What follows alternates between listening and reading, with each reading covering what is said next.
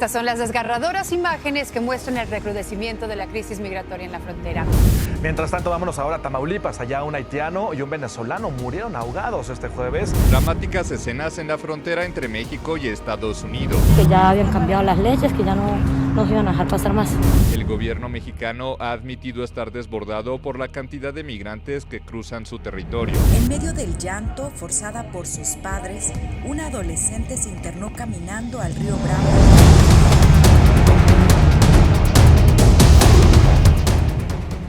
Cada año millones de personas cruzan fronteras buscando algo tan simple, pero tan complejo como una vida mejor.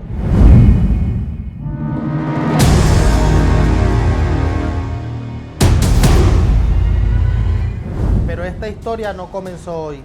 Comenzó hace más de un siglo cuando los primeros latinos miraron hacia el norte y soñaron con un futuro mejor.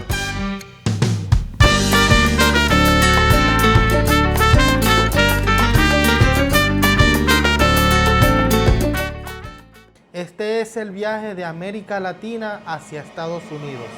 Un viaje de mucha lucha, mucho dolor y sobre todo, mucha resiliencia. Muchos piensan que la migración latina comenzó en el siglo XX, pero no. Comenzó cuando México perdió la mitad de su territorio tras la guerra de 1846 a 1848. Cuando se aproxime la caballería yanqui, le recibiremos con una lluvia de postas. ¡Por la victoria! ¡Por la victoria!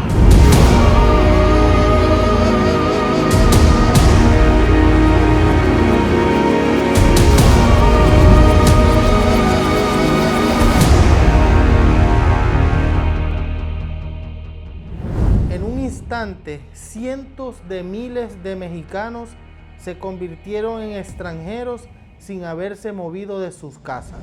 Fue el primer capítulo de una historia que todavía se está escribiendo.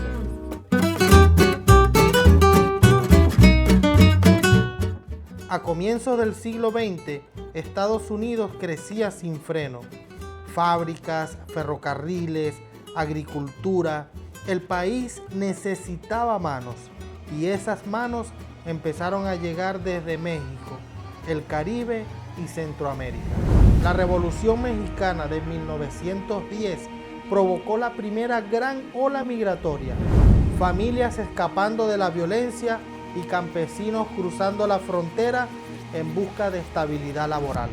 Para 1920, cientos de miles de mexicanos ya trabajaban en campos y vías férreas en el sur de Estados Unidos. Fueron fundamentales en la expansión económica del país. Con la Segunda Guerra Mundial, Estados Unidos se quedó sin trabajadores agrícolas. La respuesta, el programa Bracero.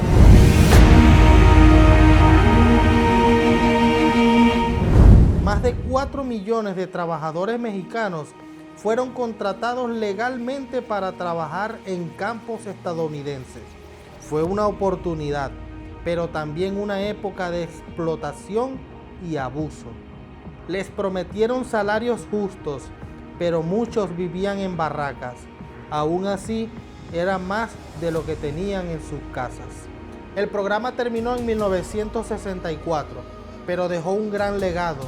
Ya miles de mexicanos eran parte esencial del tejido laboral de los Estados Unidos.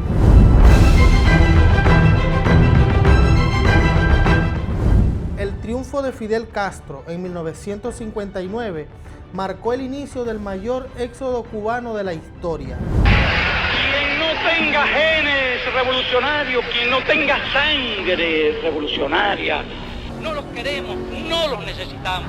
El éxodo de Camarioca, los vuelos de la libertad y la gran ola de balseros de 1994.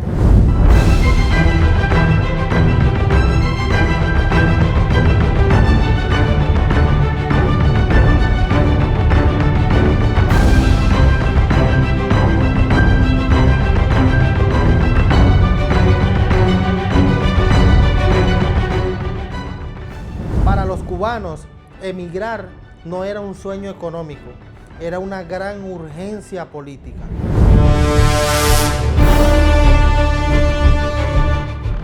En Centroamérica y el Cono Sur, las dictaduras, los conflictos internos y las violaciones a los derechos humanos empujaron a millones hacia Estados Unidos. Llegaron con una maleta y un par de fotos, y lo demás lo dejaron atrás para sobrevivir.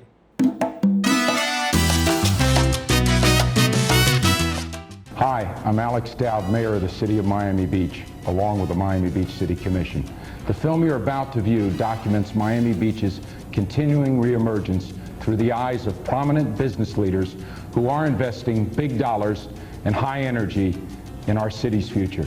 Their words are their own, and their enthusiasm is quite real. I invite you now to peer into our city's future as we explore Miami Beach today.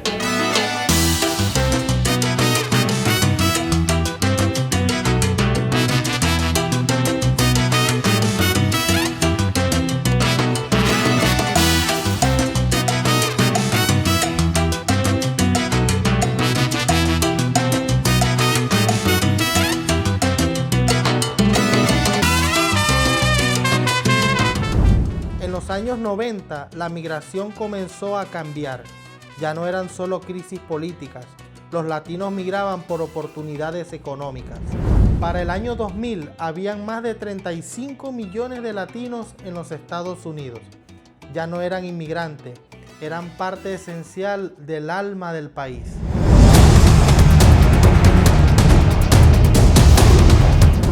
El año 2008 fue un año muy duro para los Estados Unidos. La crisis económica golpeó fuerte a los latinos. Construcción, agricultura y servicios, los sectores más afectados.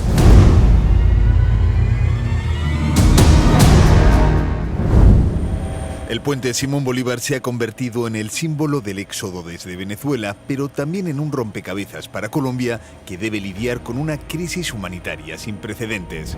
Más de 45.000 inmigrantes acceden a Cúcuta cada día. Es la principal frontera con Colombia y la última esperanza para muchos venezolanos que huyen de una economía devastada. Del país ya han salido 4 millones de ciudadanos, de un total de 30 millones. La crisis en Venezuela generó uno de los mayores éxodos contemporáneos. Millones buscaban refugio en el continente y muchos llegaron por varias vías a los Estados Unidos. Pero la más común era la temible selva del Darién, una de las selvas más peligrosas del planeta. Para pasar el Darién tenían que caminar por días subiendo montañas enormes, atravesando ríos muy peligrosos y muchas veces sin comida ni agua, por lo cual muchos no lograban pasar la selva, morían en el camino.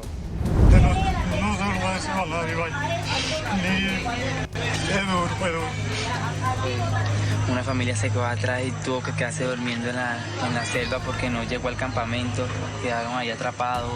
Igual que el caso de los padres de Lorita. ¿El niñito vino con ustedes? Sí, él viene con nosotros. Con ellos y más o menos nosotros hemos hecho medio que amistad en el camino. Claro, amistad en el camino. Pero yo lo conozco a él de la familia hace tiempo, pues, pero los padres se quedaron en el Darién. Que no lo hagan, de verdad no lo hagan. Sean conscientes y no lo hagan. Eso es un infierno. No cualquiera va a aguantar eso. Ahí vimos personas morirse, personas infaltadas, niños, mujeres, padres ahorcándose porque se les morían los niños.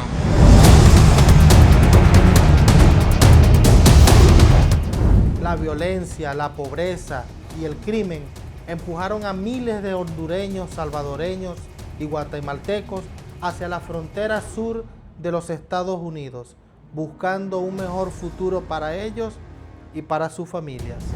1.200 inmigrantes centroamericanos pretenden avanzar por México hacia el norte del país con la esperanza de llegar a la frontera con los Estados Unidos en busca de refugio ante la crisis económica y el descontrol generado por la violencia y la inseguridad en sus países de origen. Este fin de semana se reportó el ingreso a nuestro país de más de 250 personas, migrantes, hondureños y salvadoreños, ambos, que buscan llegar a la frontera con México y luego en Estados Unidos. confirmó que el fin de semana pasado una caravana de migrantes centroamericanos ingresó al país para continuar su camino en busca del sueño americano.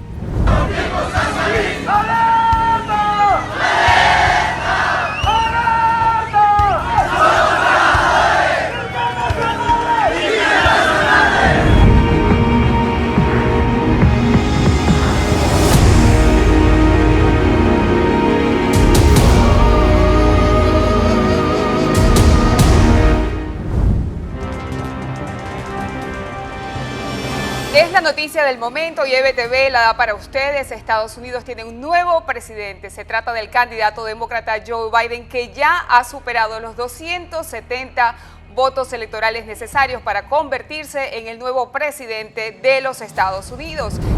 Con la llegada de Joe Biden al poder, de alguna manera se flexibilizó la frontera sur de los Estados Unidos. Miles de inmigrantes entraban todos los días por la frontera pidiendo un asilo político o algún tipo de refugio para poder trabajar en los Estados Unidos.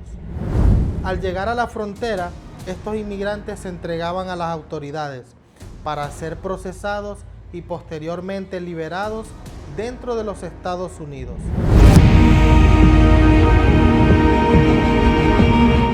Yes, I want to thank the American people for the extraordinary honor of being elected your 47th president and your 45th president.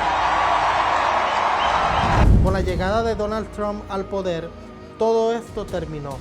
La frontera sur de los Estados Unidos fue militarizada, provocando que fuera casi imposible que alguien pudiera violentarla.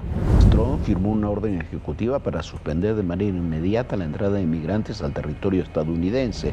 Y Donald Trump está cumpliendo con sus promesas de campaña y esta misma tarde desde el Pentágono se ordenó el despliegue de 1.500 soldados a la frontera sur, esta frontera de Estados Unidos que comparte con México. Estos soldados que serán enviados se suman a los ya 1.400 elementos que están en esa zona y que están realizando operaciones. En muy poco tiempo comenzó una voraz persecución de las autoridades en contra de estos inmigrantes ordenada por Trump. Y comenzaron a arrestar a personas que tenían un proceso activo y por decidir en las cortes estadounidenses, violando así sus propias leyes. Incluso ha sido tanto el atropello hacia los inmigrantes que han arrestado y deportado a ciudadanos estadounidenses. Ayúdenla, por favor.